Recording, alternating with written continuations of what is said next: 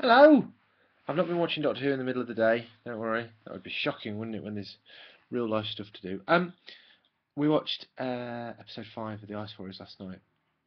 I've been feeling for some time that even though I'm really, really enjoying the Ice Warriors, that there hasn't been as much in it of real grit and depth.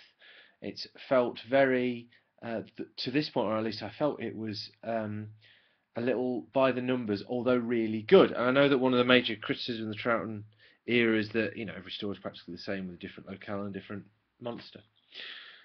And there's something in that. However, it was weird last night. The boy was up, not feeling particularly well, and I was desperate to watch, and the three of us settled down to watch it. And I was comforting him, and it dawned on me, look, this whole episode was about wasn't the Doctor going off to meet the Ice Warriors, which was not a non-event, but effectively is the Doctor going to see some aliens and have a natter, or Victoria pretending to cry, which was all right. But it was about Pemberley going to meet Clent, and after a while, that was the only thing that I cared about.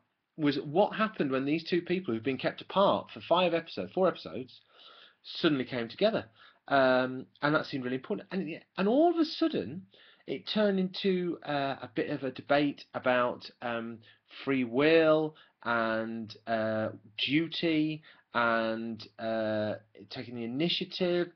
And there were some really good moments. And you realise that obviously it's Peter Sallis, and I don't know the name of the other guy, but I'll be looking him up. And the other guy who, so this is Clent, has been, could be accused of being OTT. It could almost be accused of being a bit pantomimey. And you suddenly got in this episode that there was a bit of grit behind it. It's a really layered performance. Peter Sallis playing Pemberley, who's got this who's very like the Doctor. I mean, I don't know quite what the balance was in terms of the performance, in terms of the writing, whether that distinction was made, whether there's a connection maybe between the two. I mean, those parts earlier on where they met, there felt a real synergy, a bit of a magnetism there. That was cool. So I'm not entirely sure where, and everybody hates when I tell this. I don't know what the story's view is. Who's right here? Is Clent right or is Pemberley right? Who has got the? And obviously, by the end of the debate, Clent just has Pemberley basically zapped, which kind of makes you feel a bit for Pemberley. And I think, to be perfectly honest, I'm with Pemberley here. But, there was something in it. It was really exciting. This is a bit of magic terminology. It was a white-blue debate. That means nothing to nobody, but it was very white-blue, and it was just really good.